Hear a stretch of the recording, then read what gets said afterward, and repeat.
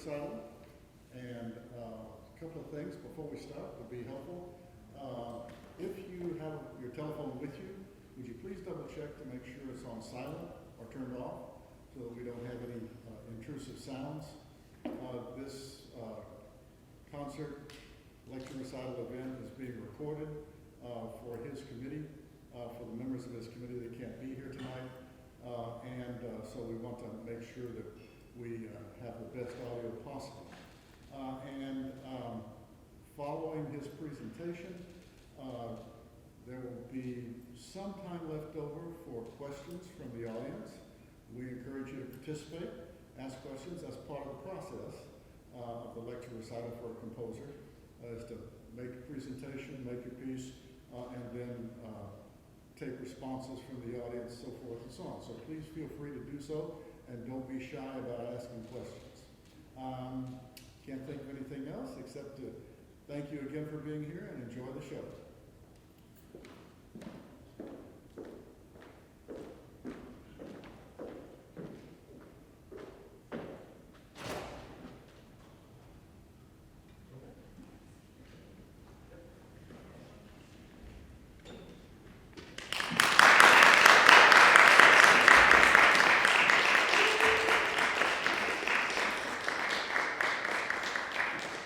Good evening. Thank you for coming.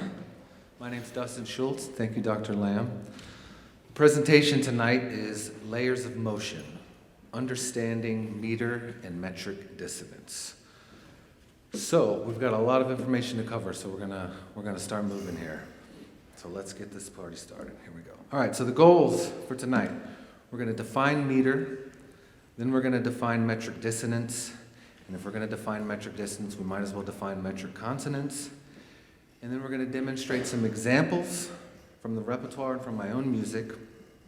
And then I'm going to talk about how different ways you can interpret the different metric states as a performer. And then I'm going to talk about metric modulation. I'm going to define it. And then we're going to demonstrate some musical examples of that. Then we're going to premiere a piece, a percussion trio that I wrote called Thunderbird. And after that's all over, I'm going to take some audience questions. So that's the agenda. So let's get metric. Okay, so what is a meter? Well, theorist Richard Cohn suggests that meter is a capacity of the mind. For a score-based musician, it's in the time signature, it's in the bar lines, it's on the page, it's visual, right? For a dancer, meter is in the body. They articulate these different pulse layers kinesthetically. And for a listener, meter is in the sound. And that's what I want to focus on. I want us to think about meter not as a time signature, as a sounding state. Now, of course, notation is important, and I'm gonna show you lots of notation, but I want to get us out of the general, thinking that meter is 3/8 or 12/8, and just think of it as a sound. So that's what we're going to focus on, right? Because the audience does not have the music most of the time. They don't hear the bar lines. They don't know what the time signature is. Their brain is just interpreting these metric layers, and they're putting it together, right? So notation is important, though, because that's how the composer communicates their ideas to the performer, and hopefully they do that in a cogent way, a coherent fashion, and then the performer takes that notation and tries to interpret authentically for the performer. So the notation, of course, is important, but sometimes we forget that the audience does not hear where the bar lines are. All right, so if we were going to define meter as academically precise as we could, Richard Cohn has a good definition in Chapter 9 of the Oxford Handbook that he wrote. He says this: a meter is an inclusionally related set of distinct, notionally isochronous time point sets. Right? So, notionally isochronous, meaning periodic. And he means by notionally, he means that as humans, our tempo is plastic. So we're not exactly precise. But our brain, there's a certain threshold that if we come in slightly early or slightly late, our brain's not going to just throw everything out away and start a new layer. There's some wiggle room. It'll snap it to the grid. So that's what he means by notionally. And then time point sets, right? It's not just one time pulse layer, it's multiple layers, okay? And the definition that I like better, I think it's easier to understand, is one by Krebs. Harold Krebs, this is from his book, Fantasy Pieces. He says, I define the meter of a work as the union of all layers of motion active within it, right? And I love that term, layers of motion, hence the name of the presentation. So I want you to think about metric states as this metric cake. There's different pulse layers going on, and they either align, they're either inclusive, or they don't align. And that's the difference between consonance and dissonance. So you'll see in a lot of music theory writings on meter that the dot array is used. So this is an easy graphic representation of a meter. So here we have 3 layers. We have the fastest layer. That could either be eighth notes, let's call it eighth notes. Then above it we have quarter notes, and then we have half notes, and then you could add above that, or whatever note values you wanted to use, but the proportions would be the same. So you're going to see the dot array a lot in this. All right? And the other thing I want to make sure we understand is meter is not just a single pulse. We need another layer. 2 or more notionally isochronous time point sets, right? So we perceive these layers based on certain events that happen. Accents, emphasis, articulations, orchestration, different timbres, right? And Lerdo and Jackendorf call these events at the musical surface that give emphasis or stress to a moment in the musical flow. All right, and at this point I want to introduce Mimi Zhang. She has been kind enough to volunteer her piano skills for us tonight, and we're going to have her play a bunch of excerpts, and I'm going to have her do some different performance interpretations, so thank you, Mimi, for playing. All right, let's get started. So here we have a dot array on the bottom, and let's see how that looks as a notation. So Mimi's going to start playing just the bottom layer. So Mimi, play some eighth notes without accents. So now we have the bottom layer. This is just a pulse right now. Now Mimi's going to add in those C's at the quarter note level. Right? So now we have a meter. We have this layer and this layer. We can add as many layers as we want. So now Mimi's going to add in an accent every half note. And now we have that third level, okay? Now, if I were to ask Mimi to play a whole note, then we'd add another layer on top of that. So now we have a fourth layer, right? Good, thank you, Mimi. So that is how a dot array corresponds with notation. Now, of course, it could be written as 16th notes to eighth notes to quarter notes to half notes, right? You can write it any way you want, but the proportions need to be the same, okay? So those events that Lerdo and Jackendorf talked about, we're going to go over most of them, but not all of them. This is not an exhaustive list. But we've already talked about event onset. So just the onset of a sound, if it's periodic, we're going to perceive it as a metric layer, right? And like we saw before, a stress, a written accent, a dynamic change done periodically will also cause us to interpret a layer. So Mimi's going to play us a pulse again. So we have a pulse, and now she's going to play an accent every 3 notes. And now we have a triple meter. Now it's written in 12/8. As you see, all of these examples are written in 12/8, but you're not going to hear them necessarily in 12/8. When we heard what Mimi just played, we didn't know if it was 6/8, 9/8, 12/8, 137/8. We have no idea, right? So we've got to think about what we're hearing sometimes over what we're listening to, over what we're seeing, okay? Another phenomenon is relative duration. So when you have a longer note value surrounded by shorter note values, our brain is going to mark that metrically stronger than the notes around it. So Mimi's going to give us an example of this.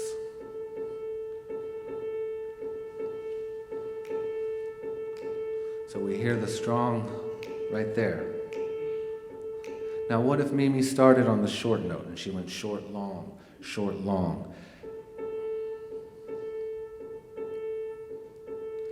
For a while we probably heard it short, long, short, long.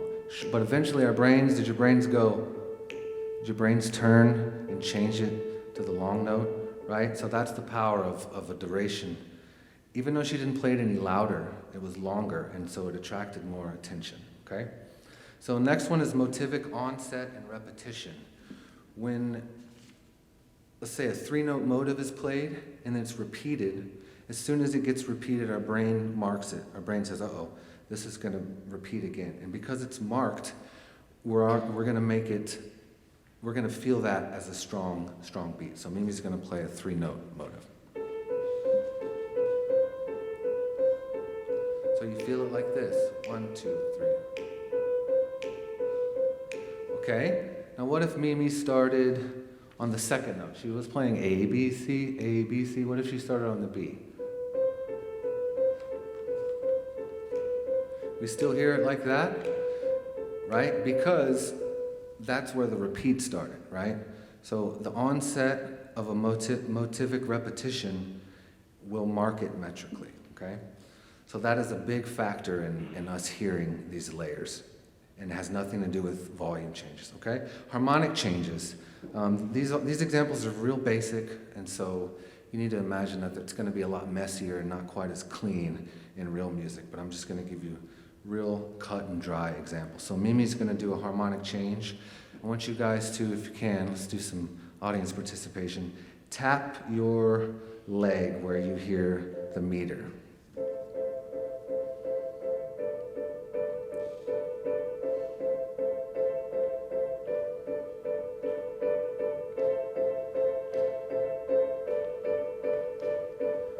Good, so what you did, most of you went bum bum bum bum bum bum bum. You didn't go bum bum bum bum bum bum bum bum bum. Well, why did you do that? There was nothing that happened on beats 2 and 4. Well, that's called, we subjectively metricized it. So even though it wasn't on the musical surface, we divided it and we felt it in 3, even though it wasn't actually, nothing actually happened on 1, 2, 3, 4, 5, 6, right? So there's that phenomenon called subjective metricization that we do automatically. We'll hear a layer or a subdivision of something, even if it's not actually audible. Good, all right? Texture, register, density. Just by changing the texture or the register or how thin or thick something is, if you do it periodically, it will cause your brain to interpret it as a layer. So Mimi's going to give us just a simple example of this.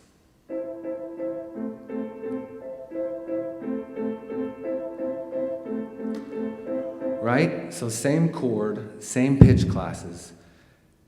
She just changed the spacing and she changed the density and we heard it, right? Also, there was different notes, but this is just a simple example of this. Okay? Now, bass articulations. So when we listen to a piece of music, generally our brain is going to hear the highest pitch and the lowest pitch predominantly over the middle stuff. We just pick out the top and the bottom. So bass articulation can be really powerful. So Mimi's going to play a triple meter pulse, and then go ahead. So now let's tap it with me. 1, 2, 3. Now she's going to add in a second bass articulations in a different place, and see if you can stop your hand from going with the bass. See if you can keep this triple pulse.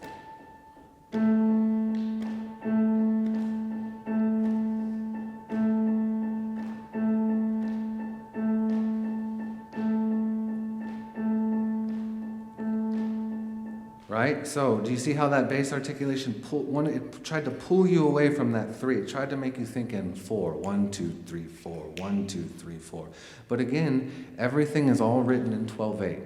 So you would have probably thought that was 1, 2, 3, 4, 16th notes, or 1 E and a 2 E and a, but it's all in 12/8. Now, Mimi's going to do something else. She's going to use, I'm not going to let you cheat, guys. She's going to play a relative duration pattern, and then she's going to play something with a bass articulation, but they're going to be conflicting.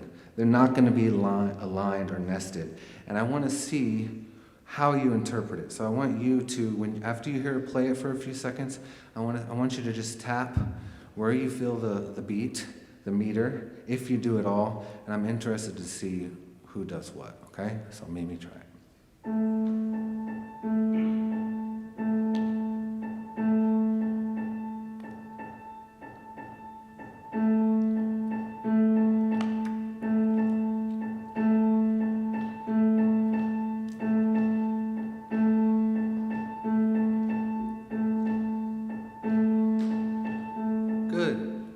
So most of you stayed with the highest pitch, 1, 3, 1, 3, 1. But some of you, was it kind of hard not to get pulled away to that bass articulation? So if she wanted to, Mimi could have played the bass note louder and de-emphasized the length of the quarter notes, and it probably would have made your perception shift. So these are ways you can interpret different layers. You can take your mixing knobs, and you can decide, okay, I want the audience to feel this in 3, or no, I want the audience to feel this in 4, right? And so that's part of the ways you can interpret these different metric states. All right, let's do one more. Slur onsets. Believe it or not, the onset of a slur is a powerful metric marker. I kind of think it's related to the durational. It kind of almost makes it sound like it's a longer duration, right? So Mimi's going to play a motive, and I want you to listen to it for a little bit. And then when you feel comfortable, I want to see where you guys are interpreting the beat, the meter.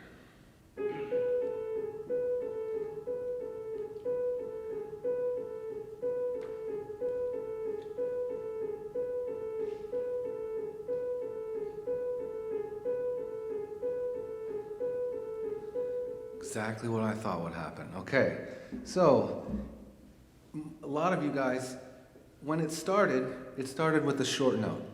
Short, long, long, short, long, long, and you all heard it like this because of the motivic repetition. But after a while, this slur started taking over, and you guys started thinking it as 1, 2, 3, 1, 2, 3, 1, 1, 2, 3, right? And you started thinking the beat, some of you, the beat was actually where it actually wasn't notated. So that, again, shows the power of the slur, okay? So, like I said, those are just some of the main layered on, jackened off, metric preference rules is what they call them. It's not an exhaustive list. So, now we know what metric consonance is. This is music in which all interpretive layers of motion are nested, aligned, or congruent with each other, right? So the dot array, everything's vertically aligned. It's consonant. Everything is inclusive. Okay, so metric dissonance. Now, Mimi's played 2 things that are metrically dissonant. Now we know what it is. It involves a non-aligned or non-congruent layer that does not nest with an adjacent layer. Okay? So let's look at that in context of a piece of music. So here's Philip Glass's Mad Rush. This is the beginning. So if you look at the first line, very static, very repetitive. So Mimi, will you play the first line for us?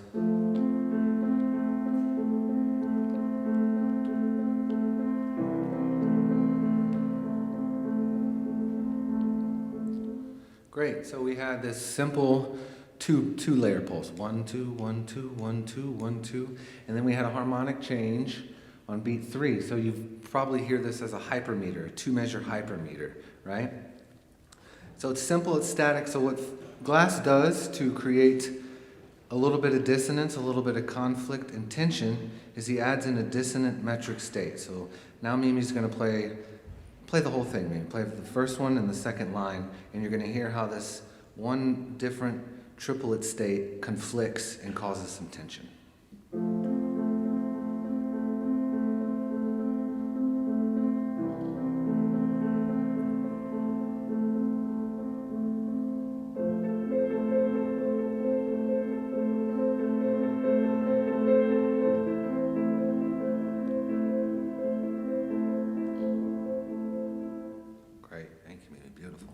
Okay, so how does that look in our dot array? So if you look in the rectangle, the red dots are the triplets, and right above it are the eighth notes. Do you see how they're not aligned, right? They're non-congruent. And the bottom layer is not actually articulated, but these are sextuplets because they can encapsulate all of it. So we have sextuplets, triplets, eighth notes, quarter notes, half notes. and we have one metrically dissonant layer. Also, if you notice, the triplet layer is not dissonant with the quarter notes, right? So it's not that this layer is non-congruent with every other layer, it's just an adjacent layer, okay? So that's how you would express that excerpt with a dot array. All right, so let's go on. So this is an example from the Krebs book, and he calls this, what you just heard was what he calls grouping dissonance, and it was originally coined by Kaminsky. And again, this is non-congruent, conflicting interpretive layers superimposed on each other. So here we have a Schumann excerpt from the Carnival. We have a 3-layer on top and a 2-layer on the bottom. So Mimi's going to play the top 3 layer first.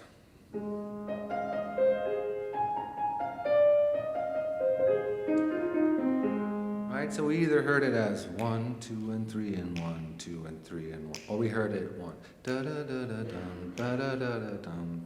Right, if you played it long enough, those slurs would probably take over your perception. You'd feel the downbeat on the actual notated beat too. So he has that in parentheses.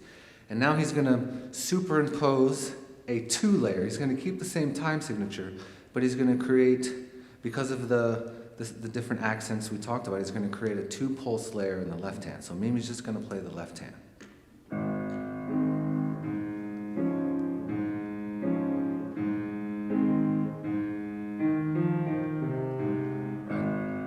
Right? So we all heard 1, 2, 1, 2.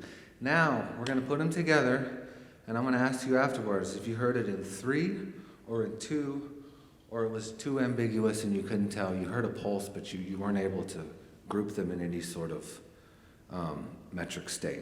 All right, here we go.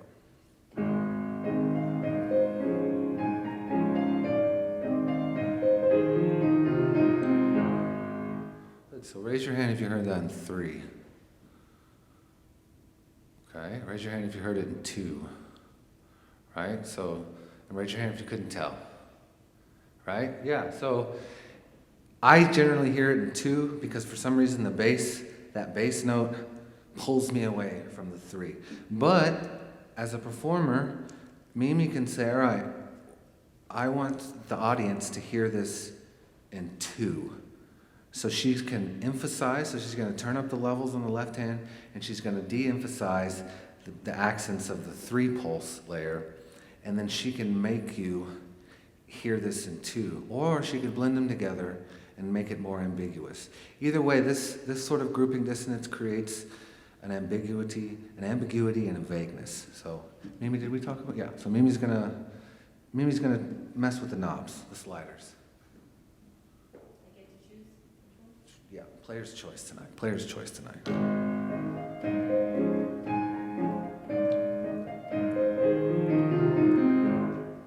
Did you guys hear it in 2 more? Yeah. And so these are the decisions you're going to want to think about when you're performing a piece. Obviously, you want to think in context of the whole piece of music, right? This is just an isolated 4 measures, right? We want to be authentic. Well, what did Schumann want? But a composer can't really notate everything, right? There's some interpretations we have to make as a player.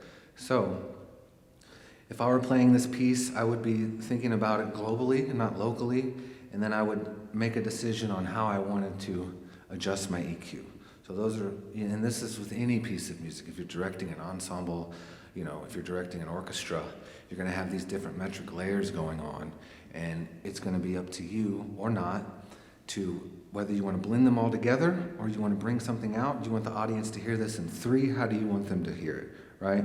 And those are these interpretive decision. There's no right or wrong, right? It's all subjective in the long run. But hopefully you make an intelligent, insightful decision, and that will help when I first identify the different layers.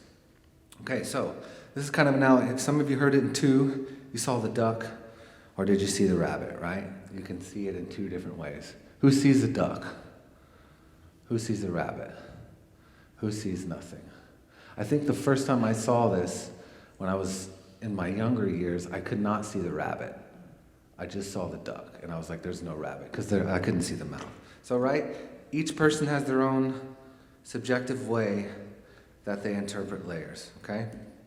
All right, let's do another example of grouping dissonance. So this is a piece that I wrote called Shades of Glass.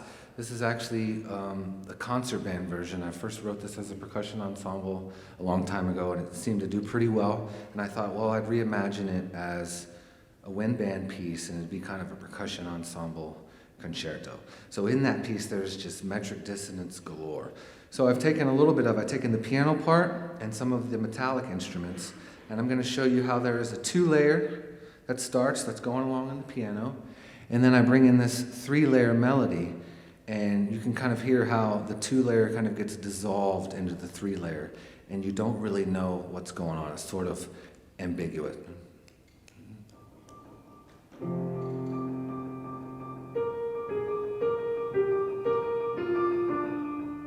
Right?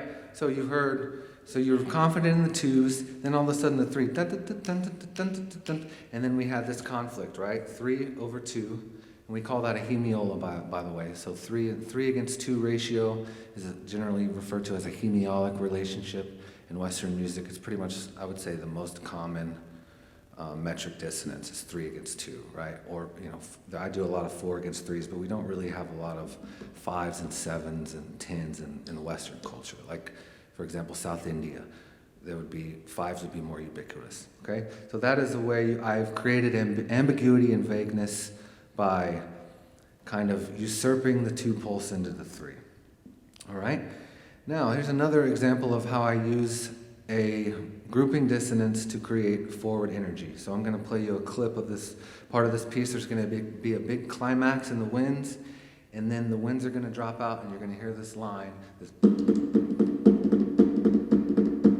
right? And so you'll either hear a resultant rhythm, right? So whenever you have 2 dissonant layers, there's going to be a resultant rhythm that happens, and if they're timbrally or registrally aligned or close together, you might hear 1 and a 2 and 3 and 1 and a 2 and 3, or you might hear 1, 2, 3, 4, 1, 2, 1 and 2 and 3, right?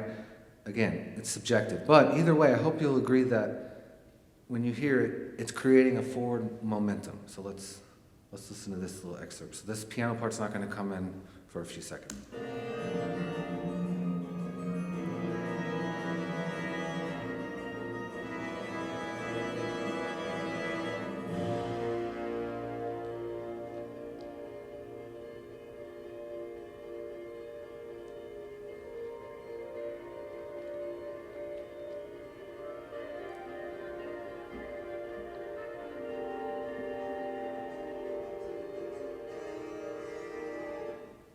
Okay, so that's grouping dissonance used to create forward propulsion. Okay, let's go on to another piece. This is a piano piece I wrote last year called Sisyphus, and this is about, at the end of the first section, I wanted to take harmonic dissonance, couple it with metric dissonance, and I wanted to use that to create a lot of tension. So, to do that, I wanted to use 6 against 5. It's a more complex ratio. It's harsher on the ears than the 3 against 2 or the 4 against 3. And our Western ears are not as used to 5lets as we are triplets, right? We're used to duple and triple, but 5s and 7s, it gives us a problem. So hopefully you'll hear this coupled tension, and then there's a point right there where I kind of create a release valve, and I make the rhythm the same from each hand, and then I create octaves, and so that's consonant. So there's this little release of pressure back into the metric and harmonic tension. So Mimi's going to demonstrate that for us.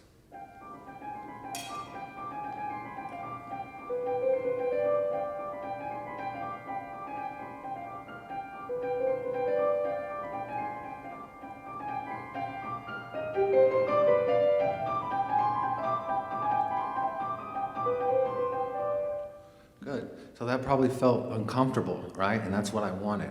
I wanted you to go, oh, I don't know what's going on. I don't know where the pulse is. And then to make matters worse, I gave you some really harsh intervals, right? Some major 7s, some half steps, some tritones.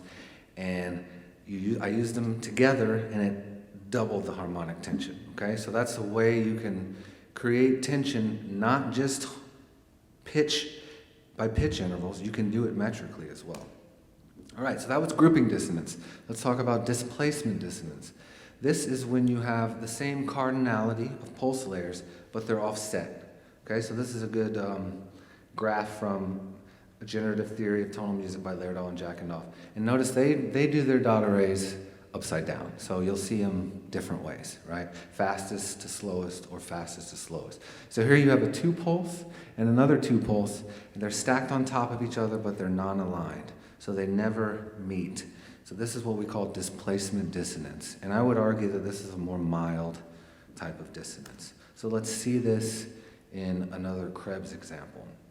So here we have a 2-layer on top, and then there's a 2-layer on bottom, but it's offset by a 16th note, okay? And you can use this kind of dissonance if you want to thicken up the texture of music or if you want to create more density, right? So if you have a line of music and it's too thin sounding, and then as a composer you're like, okay, I want a little bit more thickness, but I don't want to have another cardinality. I don't want to add a 3. Well, you can take the same cardinality and you can just offset it and it'll create a thicker texture. So that's one of the ways you can do it. So Mimi's going to play just the right hand first.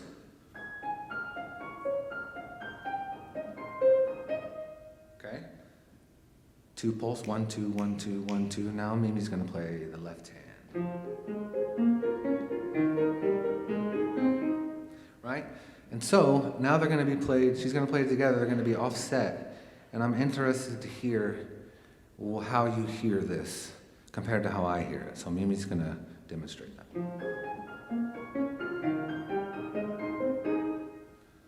So, did you hear any layer more prominent than the other? Did anyone raise your hand if you heard the right hand as the 1, 2, 1, 2, or the left hand? Or did you kind of hear it together? I don't really hear the 2 layers. I just hear 1, dun, dun, dun, dun, dun, dun. But if you wanted to, you could think, okay, I want one of these layers to be more predominant. Or if Mimi wanted to create more of a stark difference between the 2 layers so you heard them, she could accent, she's not going to do it now, but she could accent the beginning of the 2-pulse, right? But I didn't prepare her to do that. So, but those are just things you could do, or she could mesh them together. So those are things you can think about. Let's do another displacement dissonance. This is another Carnival Schumann excerpt. So we have a 3-pulse, and then we have another 3-pulse, but they are offset. So Mimi, will you play the right hand for us?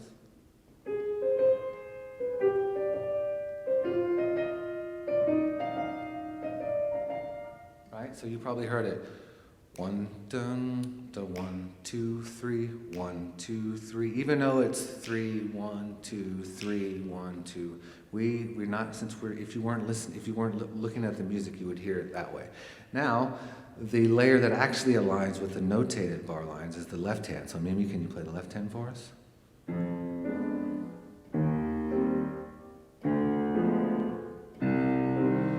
Okay, now we're going to put them both together. And I'm interested if you hear the right hand as the downbeat, the primary layer, or the left hand, right? And I don't want you to cheat.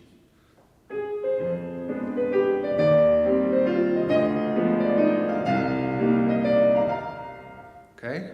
How did we hear it? Raise your hand if you heard it. Bum ba bum, ga-dung ga-dung, go 1, 2, 3. Who heard it like that? Okay, good. Raise your hand if you heard it. 3, a 1, 2, 3, a 1, 2, 3, a 1, 2. David? Don't be shy, David. Raise your hand. Okay, David heard it. David's the lone wolf here. Okay? Now Mimi, or any performer, she could say, I want you to hear where the notated downbeat is. So now Mimi's going to put more emphasis on the left hand, especially at the beginning of the 3-pulse, and she might ease up on the right hand entrances, and you should all probably switch to 3, a 1, 2, 3, a 1, 2. Right? Let's try.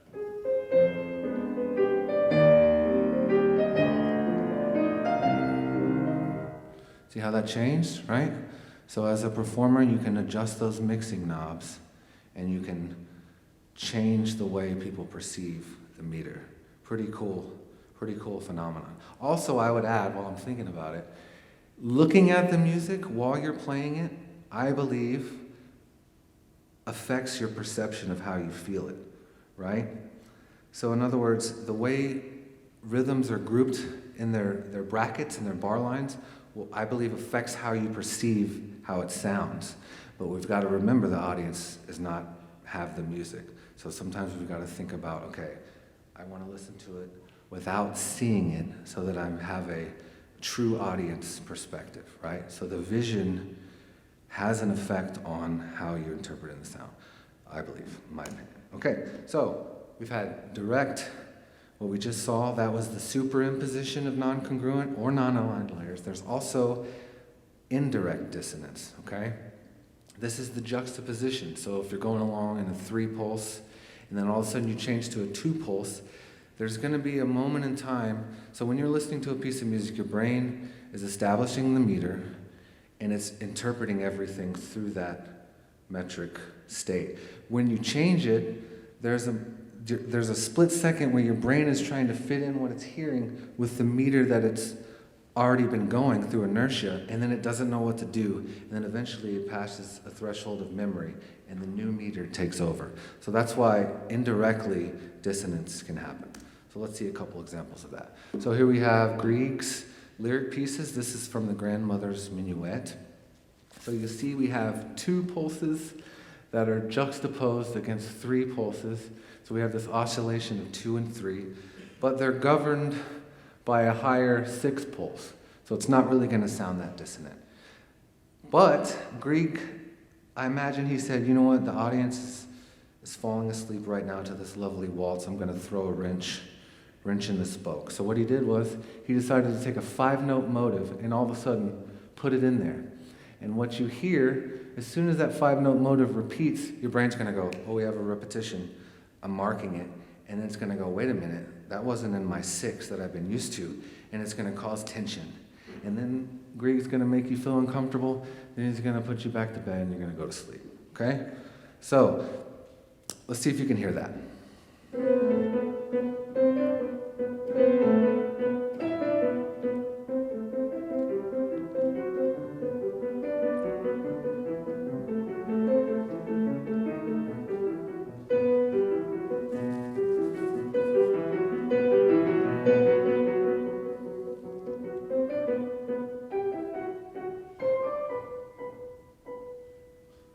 Good. Did everybody hear that 5-lit all of a sudden throw you off your game a little bit?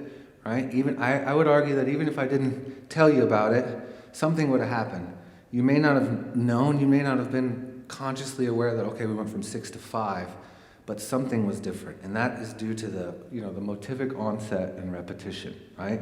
So this is a way, if you want to draw the listener's attention in, right? They're getting too comfortable, meters going along, and then you want to make them say, wait a minute, what's going on? So this is a good example of that. And another thing, I hear the 3 and 2, I hear this as high, low, high. So I don't hear the 2 as high, low, high, low, high, low. I hear it as high, low, high, low, high, low, high, low, high, low, high, low. So for me, I don't really get the triple to the duple. Does anybody feel that as well? Maybe? Well, okay, it could be just me. But the 3 is so powerful that it keeps going, and then even when it gets to the high, low, high, low, high, low, my brain goes high, low, high, low, high, low. It still keeps in 3. But that's just my perception. All right, now let's talk about compound dissonance. This is where you add more than one dissonant metric layer. So back to this piece, Shades of Glass. At the end of the piece, I created this percussion ostinato, and this sounds...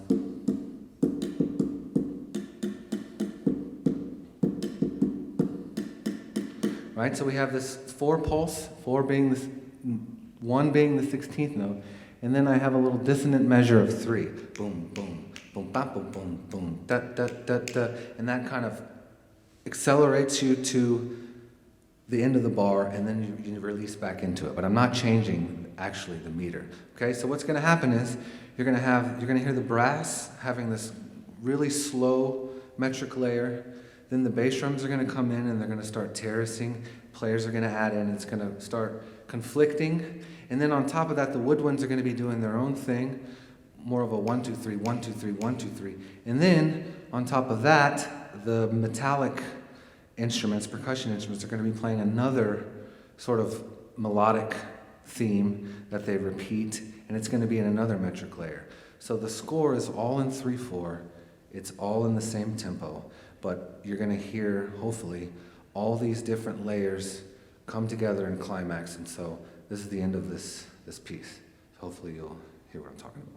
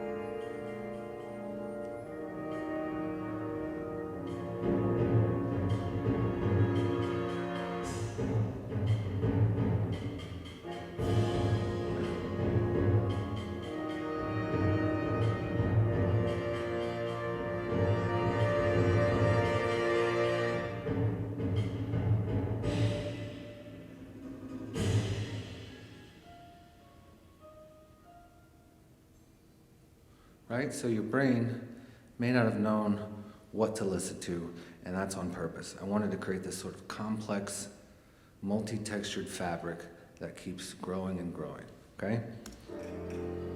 Oh. Okay, here we go. All right, one more example of compound dissonance. This is a piano piece called Wed by David Lang, and this is from a collection of pieces called Memory Pieces. So what he has is this really simple 4-voice piano fabric, and it's pretty static, timbrally and texturally, and he creates the musical interest by obscuring the pulse by combining all these different layers, and I've kind of labeled them. And so what you're going to hear is that there's an interesting thing going on. You may not know exactly what it is, you may not know where the pulse is at all times, but it's a way he's creating a really cool effect with a really simple palette. And so Mimi's going to demonstrate that for us.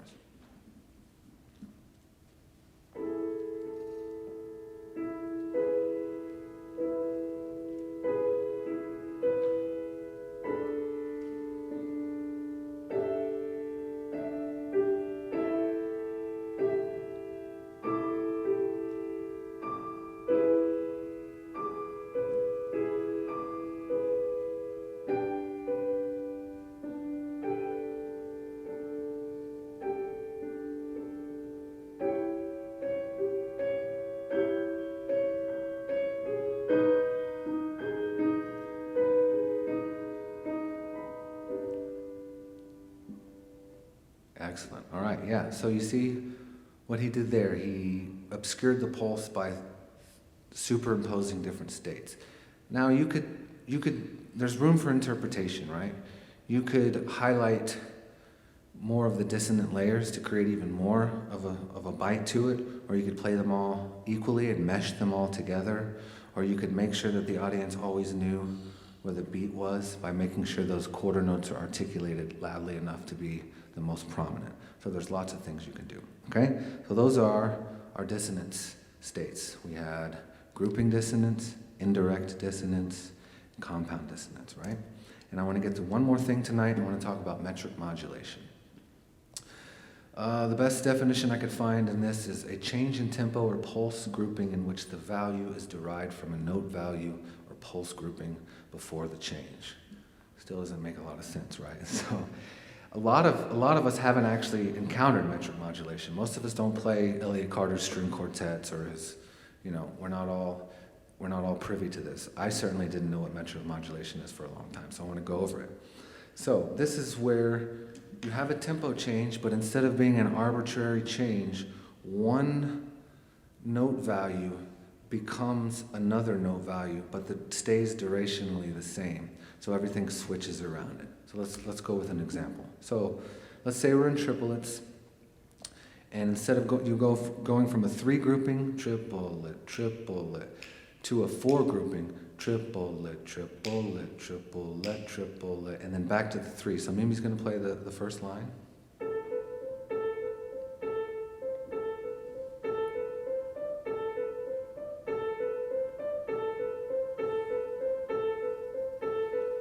Right, so we went from triple to quadruple, but the 8th note triplet stayed the same, right? And so we didn't actually fully modulate. Steve Smith would call this an implied metric modulation. We're implying another meter, but we're not fully modulating. So if you wanted to, let's say you were writing something and then you went to this 4 pulse, but you wanted to stay there, but you didn't want to continue writing everything in the triplet notation, you could do a metric modulation. You could say eighth note triplet equals the eighth note, and then you can be in a new meter with the same connected tissue. The eighth note triplet and the eighth note is the same duration, but you've changed meters. So now Mimi's going to play the second line.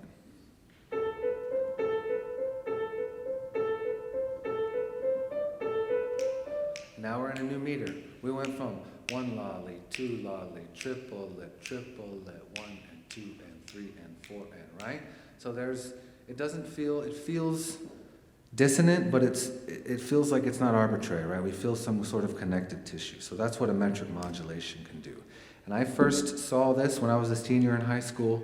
My percussion teacher, Brad Arnold, I knew I was gonna audition to be a percussion major in college, and I didn't know what I was gonna play for timpani. So he came up to me one day, he said, "Dustin, you're gonna play the march movement from Elliott Carter's 8 Pieces for 4 timpani." I was like, sweet, cool. I looked at it, then I got to the parts where it had all the metric modulations. I had no idea, and I was like, immediately no. I went up to Brad, I said, "Brad, I've seen what I needed to see, and it's a hard no for me." And he said, "You know what, Dustin, don't worry, I'm gonna teach you how to read this." So he did, he taught me. So thank you, Brad Arnold, for teaching me what metric modulation is. So here's one of the parts of that piece where we have the dotted eighth note turning into the quarter note. Carter, he's nice enough that he does the math and he gives you the new tempo, the 140, right? But it's not always there. So let's say here's the quarter note. Here's the rhythm of the first measure.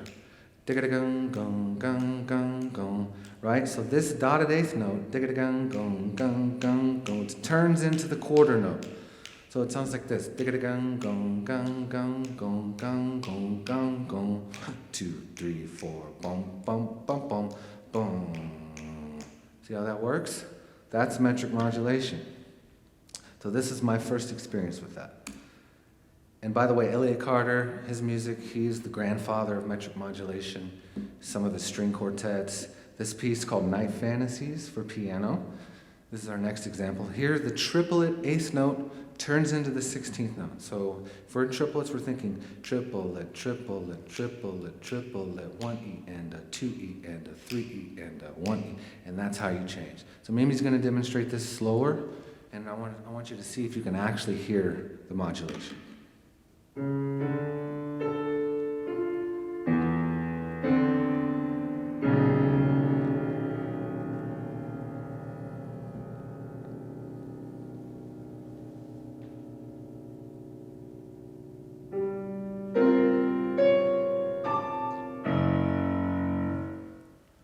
Okay, so here, he doesn't really give you an audible pulse to begin with, so you may have not, I can't actually hear the modulation. So if I wasn't looking at the music, I wouldn't know, really, and that's what he likes to do. He likes to obscure the pulse and do these crazy modulations where you don't really know what's going on. So there's a lot of notational wizardry going on. So that's another example of metric modulation. Now I got 2 more examples for you. So Woodwind Quintet I wrote last year called Carved Air. The final section of it, I knew I wanted to ratchet up tempo in a proportional way to build towards a climax. So what I decided was I wanted to take the triplet and I wanted to turn that into the eighth note. So if we have the triplet, here's 1 lolly, 2 lolly.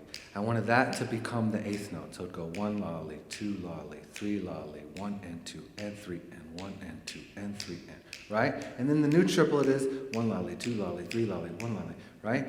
That is the same as saying quarter note equals dotted quarter note, which I've stumbled upon. So, right? So if the quarter note equals the dotted quarter note, it'd be triplet, triplet, triplet, 1 and 2 and 3, and here's the dotted quarter note.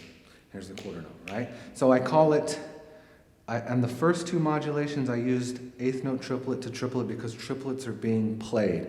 But then the triplets go away, and I just change it to quarter note to dotted quarter note. So I'm going to kind of conduct a little bit the quarter note, and I'm going to start conducting at 131, and you can hear how I use this as a compositional tool.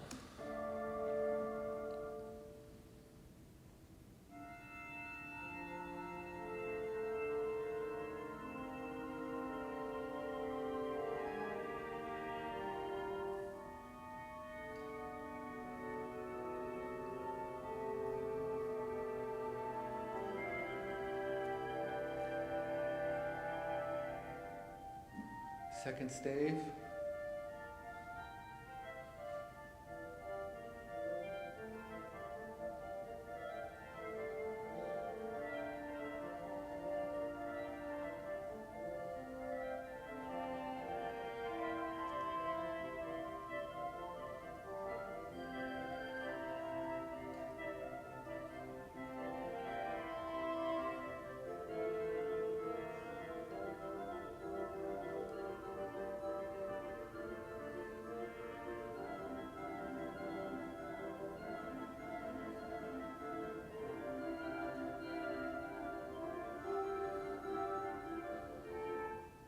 Okay, so you see how that worked? I kind of ratcheted up the tempo proportionally to build momentum. And I have one more example for you. All right, this is a string quartet that I started a couple years ago. This is the 37th and hopefully final version of it. Here's what I do here. So if here's the quarter note pulse, I have a dotted eighth note being articulated by one of the performers. So here's the dotted quarter note. That becomes the eighth note for a measure. Then it goes back to the dotted eighth note. Then it becomes the quarter note. So it'd be something like this. 1E and a 2E and a 3E and a 4E and a 5E and a 6E and a 1 and 2E and a 3E and a 4E, 5E and a 6E and a 1E and a 2E and a 3E and a 4E and a 5E and a 6E and a 1 and 2 and 3 and 1E and a Does that works? Got it? No, you don't have to. It's weird. So that's what I do. And it's going to create this kind of seesaw effect. You're not really sure what's going on. Hopefully you think it sounds cool and it's intellectually stimulating. I'm going to try and conduct so you know where the quarter note is. It's in 6/4. So I'm going to give you a 3 pattern if you choose to look at that. And I'm going to start at 276. So buckle up, folks.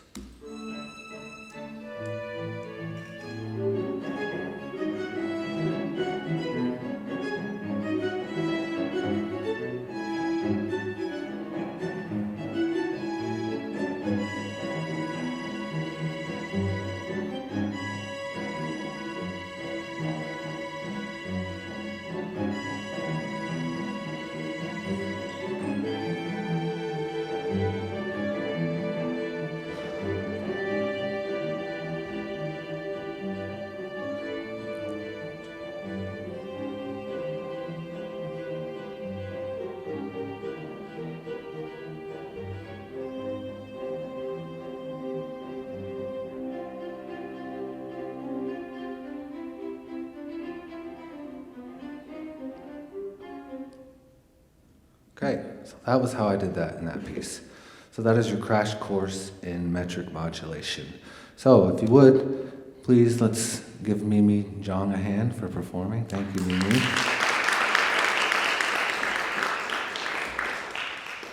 And we're going to have a premiere of a percussion trio I wrote by some wonderful students in the OU Percussion Studio, Jace Harris, Aurica Rising, and Grayson Rushing. I wrote this piece this summer in anticipation of this lecture, and I wanted the primary features of it to be metric modulation and metric dissonance. So you're going to hear a lot of 3 against 2, a lot of 4 against 3, and there's going to be metric modulation galore. And so the whole point is you're not really going to, as soon as you're comfortable where you think the meter is, it's going to change on you. So I wanted that to be the sort of prime feature of this piece. And I also wanted to have sort of a pedagogical benefit. So as if you wanted to give some students a crash course in metric modulation, this could be the piece. So I am thankful for all these musicians being here. They all have their own concerts to perform. And so as composers, we're just really lucky when we can get people to play our music. And it's not that people don't want to play new music, it's that everybody's super busy, right? They got their own stuff. So I'm so lucky for Mimi and Jace and Aurica and Grayson, and they're going to perform this piece. And then as per the lecture recital rules, I'm going to take some questions afterwards, and then we'll be out of here. So here is Thunderbird for Percussion Trio.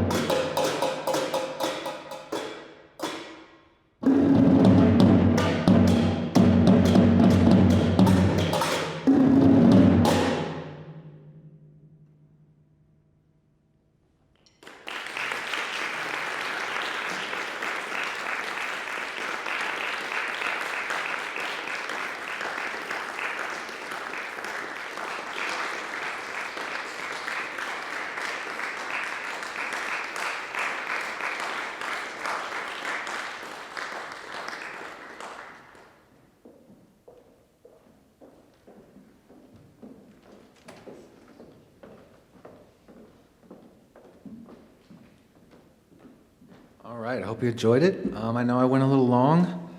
If you have any questions, I can take some audience questions. If not, I'll be here after if you want to ask me some questions in person. But I thank you guys for coming out. Dr. Karathanasis, question, sir. Excellent. Well, great piece. I really enjoyed it. Out of curiosity, all the performers wear earbuds. So was there a click track they were listening to, or it was just muffled? I noticed that when you noticed that, and I have no idea. Let's ask him real quick. Question was that a metronome in your ear? Yes. Y'all were all playing the synchronized click track? Yeah. I had no idea. Awesome. Great performance. Yes, they were. So they asked me for a click track about a couple weeks ago and a playback just so they could hear it, and I had no idea, but they all had a synchronized click, and that's a good idea because it's really crazy. So I hope that answered your questions. Yeah. Any more questions quickly? Dr. Lamb? One of the things that you did, I mean, I thought it was a wonderful presentation. But one of the things that you didn't mention was the affect tempo on all of this stuff. So what does tempo have to do with the process of metric modulation and metric dissonance? So you're saying when you metrically modulate the tempo, how is the tempo? Yeah, does it affect perception? Does it affect the macro form? Do you hear things differently when the same thing is played faster or slower? I think so. I think it can go both ways. So usually metric modulation is done to speed up the tempo, to create sort of an inertia. So, let's say you have a quarter note, and you make the quarter note equal the dotted quarter note. So that makes the dotted quarter note faster than the original quarter note. So you have a tempo jump of I don't know what the math is. The initial tempo is 100, or the initial tempo is 120. Does that affect our perception of the process? Do we still hear things more clearly at a faster tempo of the pulse than we would at a slower tempo? That's a good question. I suppose that would be a subjective, perceptual, psychoacoustic phenomenon. Do you have any thoughts on how you perceive it, or? I don't know. I just thought it was something kind of interesting to ponder. And also the notion of metrical dissonance, is that more pronounced or less pronounced at a faster tempo? Yeah, that's a good question. So Dr. Lamb's right. I did not talk about tempo, speed. I talked about metric states. I think that if the faster the pulse is moving, it goes by fast enough to where the ear doesn't have as long to dwell on the dissonance. So I would assume that faster tempos make the dissonance a little bit more palatable, and it blurs together. Whereas if you're at a really slower pulse, you really hear those the non-congruent states a little bit more pronounced. That's what I would think. But it's probably a continuum, So I hope that answers your question. Dr. Karathanasis? On the same subject, with metric modulation and progressively faster or slower tempos, is there any research you are aware of in terms of how all that stacks against the listener's own body rhythms, heart rate, breath rate, which has its own tempo? In other words, the listener, it's very, very subjective, of course, but we tend to have a kind of periodic rhythms, right? So this establishes a kind of time frame. And how does the metric modulation and the tempo acceleration and deceleration plays against those more or less stable windows of time? Yeah, thank you for your question. I would say that metric modulation is probably the least, out of all of the meter things that I've studied, is the least talked about. I think it's the least amount of writing done on it, and for, a good reason. It's not done a lot. It's pretty obscure.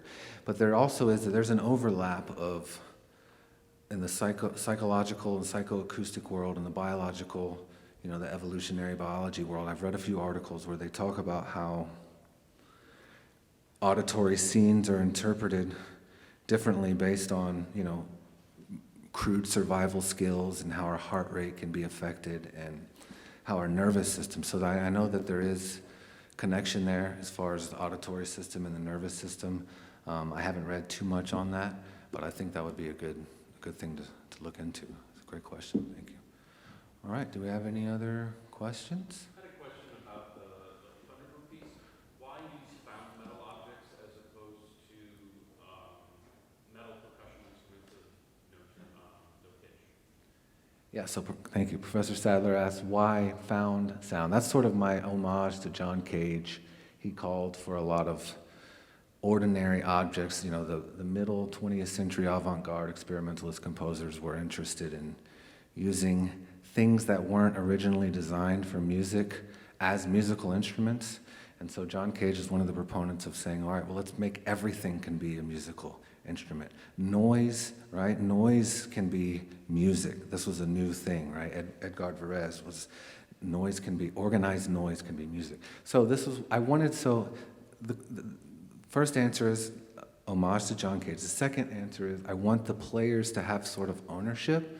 I felt like if you give, some students a piece and they got to go out to Goodwill and they got to rummage through the garage, they can make the piece sound their own. So I wanted to give a little bit of creative control to them, right? So they can decide how high the pitches, how the pitches blend together. And I didn't suggest to them anything. And I said, in fact, if you don't have time to find found sounds, use a hi-hat, use a cymbal. But it was just to sort of, an homage to the experimentalist and give the performer a sense of ownership of the piece. If that answers your question. Yes. Okay, thank you. Dr. Lamb. A little bit off topic, but the title of the work, is there an external narrative that brings all this stuff together broadly? Yeah, so when I moved to Oklahoma, I knew that when I was going to compose some pieces, I wanted to use some of the lore, of the Oklahoma lore, and the Thunderbird is like this mythical, mythical creature that's used in the zeitgeist of this neighborhood. And thunder, drums, Thunderbird, so there wasn't necessarily a programmatic intention other than the fact that I wanted to remember later on that I lived in Oklahoma and this was a part of my Oklahoma phase of my life. And so I wanted to use some things that were part of the Oklahoma culture, basically. All right, those are great questions, guys. Thank you. Any other questions? Okay, I'll stay around for a few minutes afterwards. Thank you, guys. Thank you, Dr. Lamb, Dr. Karathanassis, Professor Sadler. Thank you so much. Those of you that joined me on the live stream, thank you so much, and hope you have a good night. Thanks.